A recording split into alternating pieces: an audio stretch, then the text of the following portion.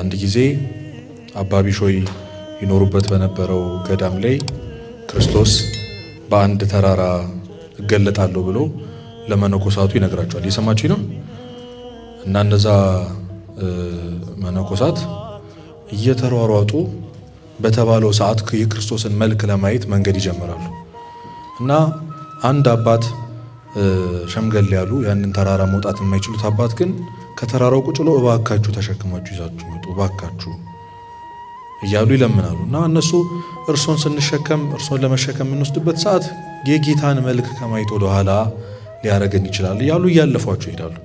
ከእሳቸው በጣም የደከሙት አባ ቢሾይ ግን እሳቸውን ያንን አባት ሰውን ማለፍ እግዚአብሔርን ማለፍ ነው ብለው እርሶ እንዴት አልፋለሁ ብለው ተሸክመዋቸው መውጣት ይጀምራሉ። መንገዱን እየወጡ ተራራውን እየወጡ የሆነ ብርሃን ይታያቸዋል አጠገባቸው እየበራ ከዛ የተሸከሟቸው እነዛ አዛውንት አባት ደግሞ ሲቀሏቸው ይሰማቸዋል። ማናን እንዴ ክርስቶስ በሉ እስኪ። አዎ። ስለዚህ ዛሬ ምናልባት በዚህ በምንማማረው ቃለ እግዚአብሔር በኩል በጣም አልፈታ ያለን የህይወታችን ቋጠሮ ትልቁ ጥያቄ ሆነብን ነገር እግዚአብሔር አመቻችቶ መቅረስ ስትችሉ ደክሞኛል ቤት መሄድ እችላለሁ እያላችሁ ሁሉን ነገር ትታችሁ መጣችሁ የተቀመጣችሁት ያለ ምክንያት አለ። እግዚአብሔር ሊያስተምረኝ ሊነግረኝ የሚፈልገው ነገር አለ ብላችሁ የልቦናችሁን ጆሮ ከፍታችሁ ለመስማት ሞክሩ። እግዚአብሔር ሁላችን የምንሰማበትን እሱ የሚናገረውን ነገር ከልብ የምናዳምጥበትን ስነ ልቦና እግዚአብሔር ያድለን። ከኔ ጋር ትላላችሁ የምትወደውን በጣም ብዙ ናችሁ ድምጻችሁ አይሰማም። የምትወደውን አንድ ልጅህን ይስሐቅን ሰዋልኝ። ኦሪት ዘፍጥረት ምዕራፍ 22 ቁጥር 1 ክፍለ ንባቡን ቀድሜ ያነብላችኋለሁ። ከነዚህም ነገሮች በኋላ እግዚአብሔር አብርሃምን ፈተነው እንዲህም አለው፣ አብርሃም ሆይ። አብርሃምም እነሆ አለሁ አለ። የምትወደውን አንድ ልጅን ይስሐቅን ይዘ ወደ ሞሪያ ምድር ሂድ፣ እኔም በምነግርህ በአንድ ተራራ ላይ በዚያ መስዋዕት አድርገህ ሰዋው አለ። አብርሃምም በማለዳ ተነስቶ አህያውን ጫነ፣ ሁለቱንም ሎሌዎቹና ልጁን ይስሐቅን ከእርሱ ጋር ወሰደ፣ እንጨትንም ለመስዋዕት ሰነጠቀ። ተነስቶም እግዚአብሔር ወዳለው ቦታ ሄደ። በሦስተኛውም ቀን አብርሃም ዓይኑን አነሳና ቦታውን ከሩቅ አየ። አብርሃምም ሎሌዎቹን አላቸው፣ አህያውን ይዛችሁ ከዚህ ቆዩ፣ እኔና ልጄ ወደዚያ ሄደን እንሰግዳለን፣ ወደ እናንተም እንመለሳለን። አብርሃምም የመስዋዕቱን እንጨት አንስቶ ለልጁ ለይስሐቅ አሸከመው፣ እርሱም እሳቱና ቢላውን በእጁ ያዘ። ሁለቱም አብረው ሄዱ። ይስሐቅም አባቱም አብርሃምን ተናገረው፣ አባቴ ሆይ አለ። እርሱም እነሆኝ ልጄ አለ። እሳቱና እንጨቱ ይኸው አለ፣ የመስዋዕቱ በግ ግን ወዴት ነው አለ። አብርሃምም ልጄ ሆይ የመስዋዕቱን በግ እግዚአብሔር ያዘጋጃል አለው። ሁለቱም አብረው ሄዱ። እግዚአብሔር ወዳለው ቦታም ደረሱ። አብርሃምም በዚያ መሠዊያውን ሠራ፣ እንጨትንም ረበረበ። ልጁንም ይስሐቅን አስሮ በመሠዊያው እንጨቱ ላይ አጋደመው። አብርሃምም እጁን ዘረጋና ልጁንም ያርድ ዘንድ ቢላዋን አነሳ። የእግዚአብሔር መልአክም ከሰማይ ተጣራና አብርሃም አብርሃም አለው። እርሱም እነሆኝ አለ። እርሱም በብላቴናው ላይ እጅህን አትዘርጋ፣ አንዳችም አታድርግበት። አንድ ልጅህን ለእኔ ያልከለከልህምና እግዚአብሔርን የምትፈራ እንደሆንክ አሁን አውቄአለሁ አለ። ስለ ቃሉ አምላካችን ስም የተመሰገነ ይሁን። የአብርሃምን ታሪክ አታውቁትም ብዬ የአብርሃምና የይስሐቅን ታሪክ አታውቁትም ብዬ አይደለም ይሄን የተረኩላችሁ። አብርሃም እንደምታውቁት ከካራን የምትባል ጣዖት ብቻ የሚመለክባት እግዚአብሔር የማይታወቅበት ሀገር የነበረ ሰው ነው አብርሃም። ታውቃላችሁ፣ ይህንን ደግሜ አልነግራችሁም። እግዚአብሔር በድንቅ አጠራሩ ጠርቶት ጣዖቱን ሁሉ ትቶ እናት አባቱን ቤተሰቦቹን ያደገበትን ቦታ ወደማያውቀው ወደ በረሃ አንድ አይቶት ሰምቶት ከዚህ በፊት ስለሱ ሰምቶ የማያውቀውን እግዚአብሔር የተባለውን አምላክ ድምፁን ስለሰማ ብቻ ፈልጎ ስላገኘው ብቻ እውነተኛ አምላክ ነው ብሎ ማጆሪቲው ሰው ሁሉ የሚያውቀውን እውነት ጥሶ ብቻውን እግዚአብሔርን የተከተለ ሰው ነው አብርሃም። አምኖ የወጣ ያንን በማድረጉ ደግሞ የተባረከ ምርቃት ያለው ሰው ምን ብሎታል? የሚባርኩን እባርካለሁ፣ የሚረግሙን እረግማለሁ፣ ዘርህን እንደ ሰማይ ከዋክብት እንደ ምድር አሸዋ አበዛልሃለሁ ብሎ ቃል ገብቶታል። በምትሄድበት ሁሉ እኔ ካንተ ጋር ሆናለሁ ብሎ ቃል ገብቶለታል። አብርሃም ያንን ቃል ኪዳኑን ይዞ ተጉዟል። እንደውም ስሙ አብርሃም ነበር።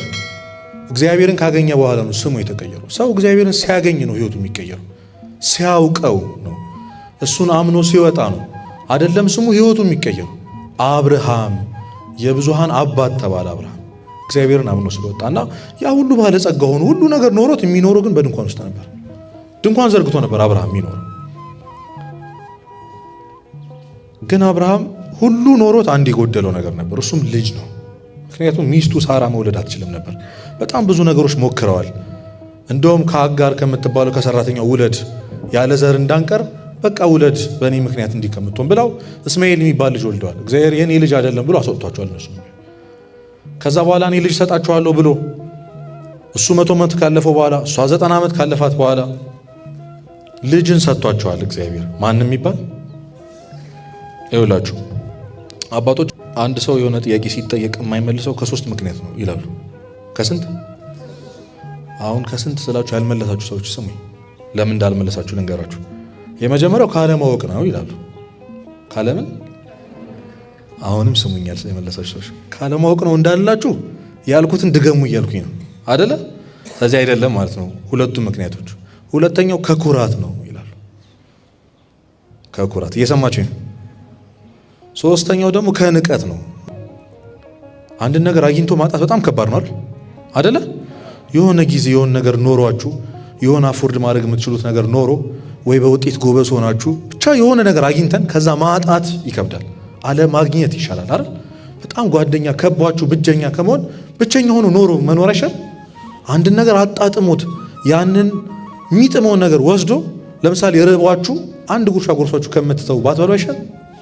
ሰው ሁሉ ነገሩ ከስሮ የመጨረሻ ነገር ላይ ደረጃ ላይ ደርሶ አጣቆም። አንዳንድ ሰው አልሞት ላይ ተጋዳይ የሚባሉ ሰዎች የሉም? ደርሰው እኮ ፋይናል ነገ ሆኖ ምንም ያላነበበው ሰው በቃ አንድ ገጽ ላንብብና ሊል ይችላል። አረ ተስፋ የለም ሲባል አይ እና የሚል ሰው በእግዚአብሔር ተስፋ የሚያቆርጡ ሰዎች አሉ። ዜሮ እኮ ነው ነገሩ አክትሟል እኮ ግን ያምኑታል። እግዚአብሔር በዜሮ ያምኑታል። እንደዚህ አይነት ሰዎች በጣም የሚገርማቸው ይሳካላቸዋል። እግዚአብሔርን ያመነ ስለማያፍር ማለት ነገሮች ጭልም ሲልባቸው አይ እግዚአብሔር የሆነ ነገር አለው በሉ። አይታይም እኮ ሎጂካሊ ስታዩት ለሰዎች ማብራራት የማትችሉት በጣም ብዙ ነገር አለ። ግን እግዚአብሔርን ማመን ያስፈልጋል። አሁን ህይወታችን ግራ ገብቶናል። እሺ ምንድነው የምንሆነው ካላችሁኝ እግዚአብሔር ያውቃል ነው የምላችሁ። እስኪ እግዚአብሔር ያውቃል በሉ። ግራ ሲገባችሁ ምን ማድረግ እንዳለባችሁ ግራ ሲገባችሁ፣ ጓደኛችሁ መጥቶ ቤተሰብ የሆነ ኬስ ሲኖር የሆነ ነገር ሲፈጠር ምን ማድረግ እንዳለባችሁ ማታውቁበት ሲቹዌሽን ውስጥ ስትገቡ ሰው መጥቶ ደግሞ ጓደኞቻችን ደግሞ አያርፉም አይደል? እሺ ምን ይሻላል እንደው ምን ልትሆኚ ነው አሁን እንደዚህ ሆነ ይሄን ከሰርን ምናምን እንደው ምን ይሻላል ሲላችሁ አፍ የሚያስይዘው መልሳችን እግዚአብሔር ያውቃል ማለት ነው። ነው ስትባል እግዚአብሔር ያውቃል። እሺ ከወደቀ ምንድነው ነው? የሆነ ክፉ ልማድ አለ፣ የሆነ ሱስ አለ፣ የሆነ ሰው አለ። ከዚህ በኋላ አላወራውም ቴክስት አላደርግለትም ብለን ምናደርግለት ማድረግ የምንወዳቸው ራሳችን ህይወታችን ላይ ማየት የምንፈልገው በጣም ብዙ ነገር አለ። ብዙ መጸለይ እንፈልጋለን፣ ንስሐ መግባት እንፈልጋለን፣ ስጋው ደሙ መቀበል እንፈልጋለን፣ ተገዝተናል፣ ተስለን እናውቃለን። ገብርኤል ይሄንን ኃጢአት ከኔ ከነቀልክልኝ ብለን እናውቃለን። ግን አልቻልንም።